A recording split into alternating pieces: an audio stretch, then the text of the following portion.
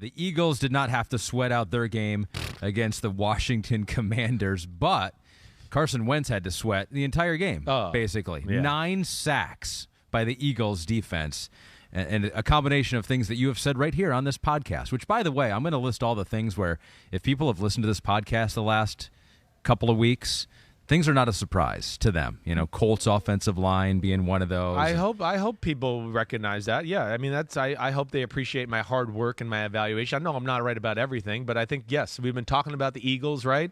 Yes. And we've been talking about the crappy Washington offensive line. Both things. Right. And the crappy dust-up defense Del Rio on Washington's defense, okay? Yeah. Though I will say this. I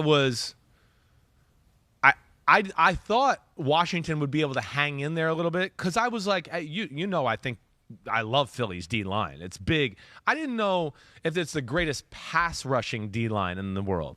I didn't know they'd be capable of this right there. I'm not gonna lie about that. As good as I think they are, and as much as I love watching them, I did not think they were just going to totally steamroll Washington's pass. Washington's pass protection, has not been the worst. It's given them some chances. That's why they beat Jacksonville. That's why they came back a little bit against Detroit. I know Hutchinson got the 3 sacks in that game too, but this was just like, oh my gosh, I fear for your health, Carson Wentz. I mean, that's where it got to at one point in the football game. And like 24-8 is like, it's misleading, right? I mean, it just, at no point did we ever feel like Washington had any chance to win the game. No. And it felt like in the second half, Philadelphia kind of just took their foot off the gas pedal and was like, we're not going to risk anything, and we're just going to win the game, and we'll see you next week. 9 sacks, 17 quarterback hits. Brandon Graham had 2.5 sacks in this game.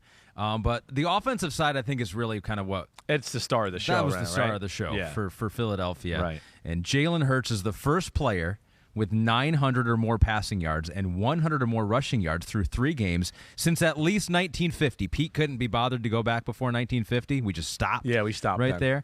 But he has been insane. Oh boy, Clenda the Cap. Yeah. Says, why isn't Jalen Hurts considered better than Josh Allen? There you go. Right. No, Josh Allen's never done those numbers before. Yeah. No, see, this is where you got to get, like, one guy is the team, the other guy is an important cog of the football team. This is where, I get made to sound like a hater of Jalen Hurts. Jalen Hurts is really good. There's no doubt about it. All right? There's no question. But to put him in the class of Josh Allen is not fair to Josh Allen. And I like Jalen Hurts, don't get me wrong. But literally everything Buffalo does is through Josh Allen. They don't have a run game. They have nothing. It's all Josh Allen. Philadelphia would still be dominant even if Jalen Hurts wasn't in there. That's what I'm trying to point out. Now, he makes them more dominant, okay? I'm not trying to take anything away from him, all right? And keep me real and honest here, Ahmed, all right? And his skill set allows them to put you in more pressure because of his ability to run and all that too with the way their team is set up. But again, this is where, guys like Lamar and Josh Allen are carrying the offense. Everything is built or not built around them, and we just go, well, they can't run, but Josh will figure it out. Josh will scramble. We'll pull a guard, and Josh will run, and when we need him to, or he'll just make an amazing escape, and they're not asking Jalen Hurts to do that. Philadelphia is more on the terms of this well-oiled machine that's unstoppable, okay?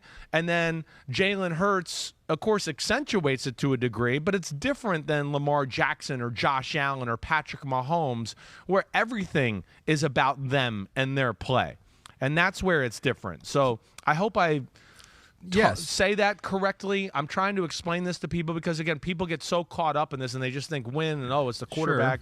Sure. It's really good. Don't get me wrong. You look at the numbers, though, and it was Hurts was bottled up running the football. Right. 9 carries, just 20 yards there, but threw for 340 yards on 22 completions. Because Washington has to go all out to stop the run. So now what's that do, Ahmed?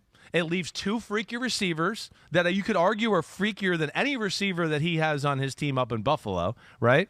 Stephon Diggs is really good. He's awesome. Great route runner, all that. Is he the physical freak that A.J. Brown is? No. And then Devontae Smith can fly. So that's what I mean. Josh Allen doesn't have the luxury of, you guys have to stop out. You have to go all out to stop our run or you have no chance. And now you get, elementary looks in the secondary to throw against. Josh Allen doesn't get that. It's a very great conversation. I don't mean to sound chippy about it. Sure. But it's something I have to answer a lot, and I'm always kind of shocked that people don't see it. It's always funny to me because I watch college football on Saturdays, and people see it in college football. No one's going, oh, the quarterback at Georgia, why is he not the first pick of the draft? He's not the first pick of the draft. He's not the first, because he's the part of a great machine, and he just gets a completion, and they win the game, and blah, blah, blah. I know that's not to this point, but I'm just saying in the NFL, for whatever reason, it's just we give everything to the quarterback, and I'm just saying there's more to it here with this situation. But he's doing really awesome. Yeah. I don't want that to be taken for granted. Would you give me this, though, that maybe Jalen Hurts would be in the 20-ish on the Chris Simms quarterback rankings? I don't know where he was last year. But for the Eagles, to be the Eagles quarterback in this system, to do what he does, both with his legs and his arms and his leadership, for the Eagles, he's a top 10 quarterback for the Eagles. He should have been higher. I mean, I should have made him higher. He's obviously proved me wrong there. I had him at 25. He's better than I gave him credit for. He's climbing up your rankings. He's made improvements throwing the football, certainly. Oh. But this is where you're going to get me in trouble too. Yep. No, yeah. Again, Gardner Minshew came in last year for Jalen Hurts, and that offense was awesome, and they marched up and down the field against everybody. This is what I'm trying to explain to people. This is a great football team. It's the best roster in football. The only question we had was the quarterback. It's the only question, too, to the question of at Clenda the Cap, right? Is that who it is? Yeah. At Clenda the Cap. Listen, there's a reason Philly has looked to replace Jalen Hurts for 2 years in the offseason. They've tried to. There's things that concern them about him. But hopefully he can, ease those worries, and he's doing that right now, and he's really good. He's going to look like this almost every week. Didn't I say this before the year? I said this. They're going to be 10-2. They're going to be the number 1 seed in the NFC. He's going to have – they don't play anybody that can physically with them on that side of the ball. So he's going to get a lot of good looks. Now he's doing a really awesome job. I don't want to take that away. But he's not asked to do some of the other things or make some of the throws that Lamar is, that Mahomes are, that Josh Allen is. He's not, and that's where I'm trying to explain to people, and maybe they'll see it, maybe they won't. MVP. Well, he could certainly do that. That chatter's going to be there if they keep playing like There's this. No doubt. My MVP for this game, and it was my Dan O'Can or Peacock show. Right. Man, I loved watching Devontae Smith in this game. I mean, A.J. Brown's awesome, right? He used his body great on that slant, and you're not going through him to get the ball down by the goal line. What a great play and throw by Hurts there. But Devontae Smith showed it all. Speed, hops, contested balls. Yeah, little physicality. That was awesome. It was awesome. That's, to me, again, the other thing is, oh, wait, we got to stop the run. Oh, wait, we got to take away A.J. Brown. Oh, shit, we're one-on-one with the other guy on the other side, let alone, Dallas Goedert, who's an incredible pass-catching tight end.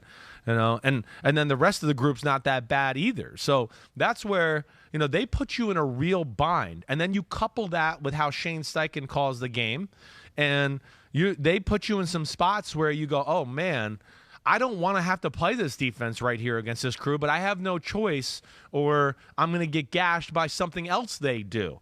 And that's what you're seeing. You're seeing teams pick their poison a little bit and going, we're not going to just die the slow death and let them run the ball and kill us. We're going to play some run, and we're going to see if Jalen Hurts can make the throws, right? That's what you're seeing right now. And he's saying, okay, keep doing that. We'll see. I'll keep proving you wrong. And he's doing a great job. And like I've always said, he's a very good deep ball thrower, and he always gives his guys a chance. And that's he throws it high, he puts it out there, and we're seeing those guys could go up and get it. Certainly a dynamic offense. At least it looked like it on the field in their game yesterday. Thanks for watching, homies. Hit subscribe to see all my unbuttoned videos. You get to see me, Ahmed Fareed, all the big player breakdowns, game breakdowns, player interviews, and my film analysis. So please subscribe. Chris Simms Unbuttoned. Peace out.